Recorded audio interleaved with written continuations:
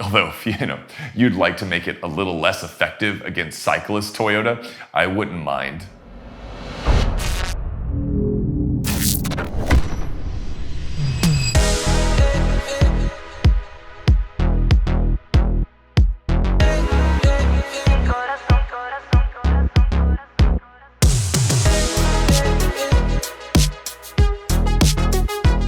If you're like me, you can probably sum up your feelings about the Toyota Highlander in the following ways. It's a reasonably spacious 3-row SUV. The hybrid model is incredibly efficient, and it's about as attractive as that weird blobfish with the human-looking face.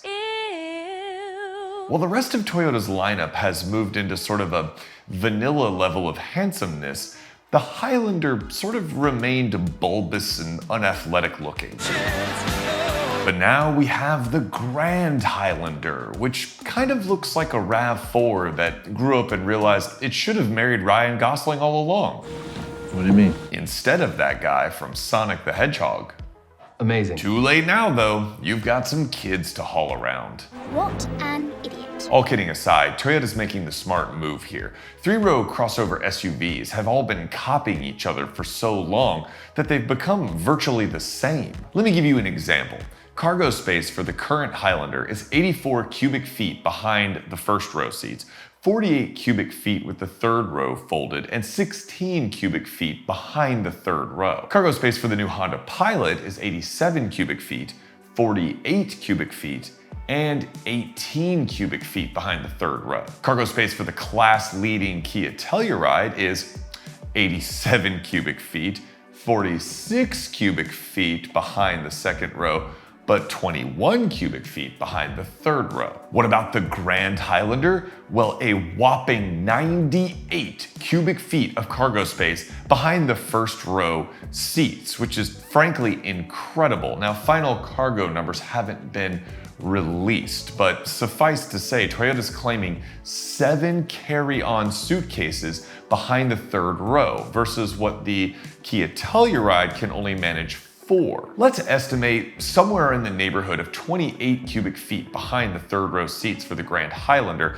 and probably around 56 cubic feet of space behind the second row. That slots in nearly perfectly between the current crop of 3-row crossover SUVs and then something like the best-selling Chevy Tahoe, which has 72 cubic feet behind the second row seats. That's a pretty nice aim there, Toyota.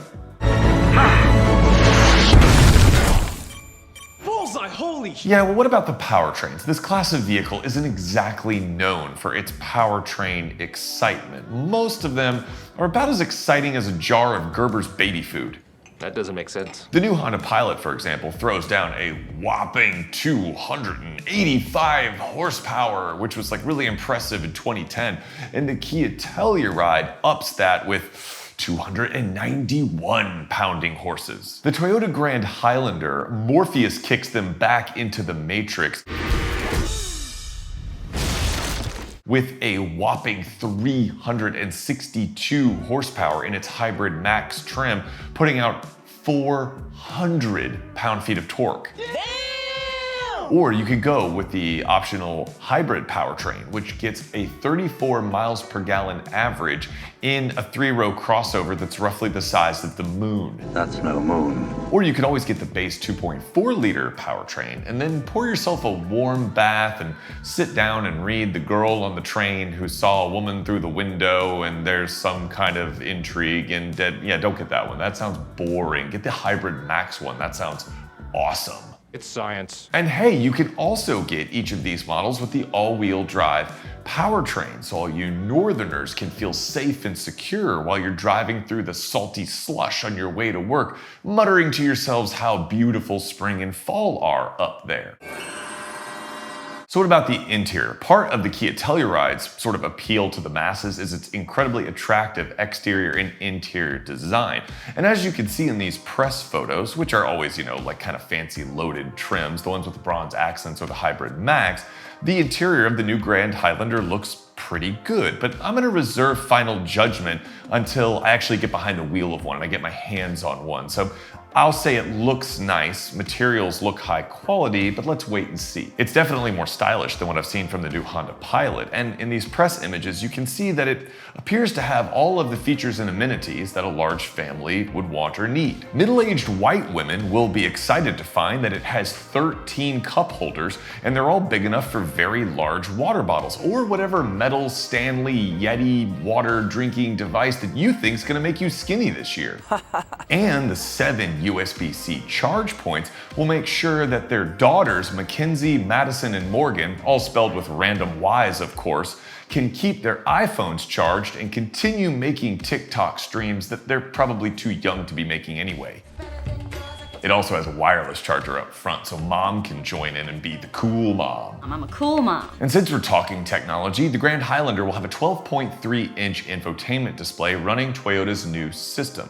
That means wireless Apple CarPlay and Android Auto, and it also has the capability to use your phone as a digital key. Hopefully you won't be charging extra for that. Am I right, Toyota?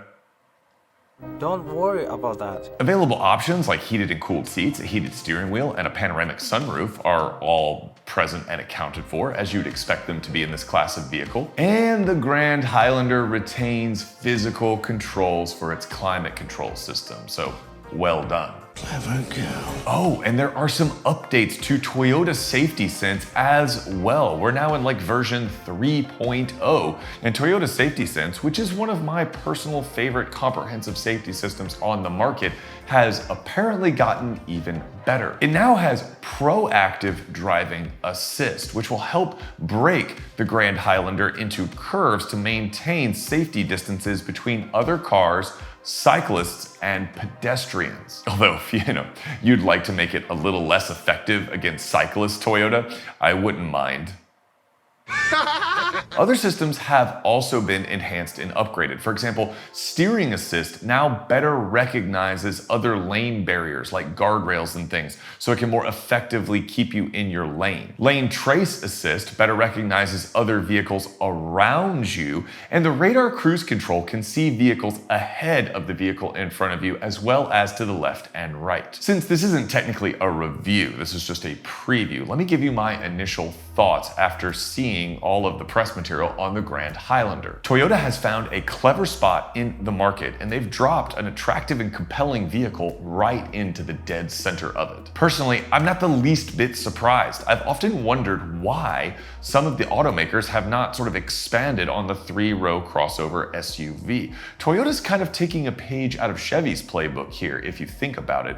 The Chevy Traverse was the biggest vehicle in its class, and in the last generation of the Chevy Tahoe, Chevy sold the Traverse and Tahoe side by side, even though technically the Chevy Traverse had more interior room. The Tahoe didn't surpass it until its current generation. Did that affect Tahoe and Traverse sales? No, not at all. People who loved the Tahoe still love the Tahoe. People who wanted a Traverse and a more car-like ride, they chose the Traverse. Toyota is essentially doing the same thing here with the Grand Highlander and the Sequoia. The interior looks fantastic. I love those bronze accents on the Hybrid Max models. It kind of reminds me of the Toyota Venza, which has this sort of like overly stylish interior, even though it's just a gussied up RAV4, but I dig that. And what looks to be probably about a 10-inch digital gauge cluster really helps to modernize the cabin. It's really helping elevate some of these mainstream vehicles into a little bit more of a premium kind of Mazda fighting class, which is good news because Mazda just dropped the CX-90. Oof, man. While I still personally think that the Grand Highlander looks more like a Toyota RAV8, there's no denying that it's a better looking vehicle than the kind of dump truck rear-ended Toyota Highlander regular.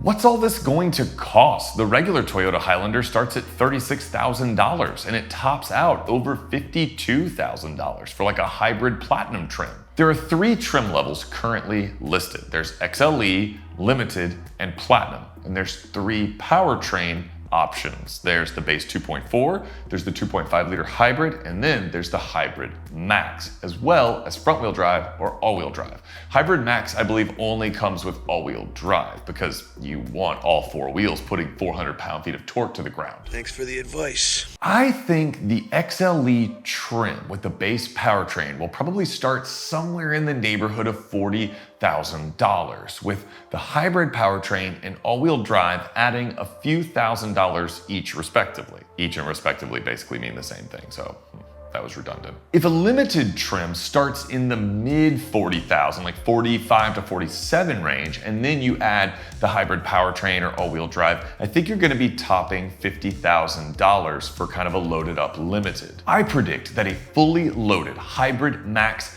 powertrain will top $60,000. I think you're gonna see that somewhere in the $60,000 to $63,000 range. When you factor in the size and space versus the competition, when you factor in the power versus the competition, and depending on trims, when you factor in expected efficiency versus the competition, those prices actually make a lot of sense. What do you think? What do you think of the Grand Highlander? Please let me know. I am deeply curious. I think this is a very interesting class of vehicle for Toyota to play in. I think the Grand Highlander hits a sweet spot in the market, and I think it's gonna force a lot of people to consider, do they want to step into a more premium luxury market like something like the Acura MDX, which costs around the same but is way smaller inside than what these Grand Highlander measurements look like? Or would you rather have that space? And would you rather have that kind of space as opposed to buying a more truckish Sequoia or Tahoe or Expedition? Let me know your thoughts. I really appreciate you watching. I'd love to hear what you think. And until next time, I'll see you in the next video. All right?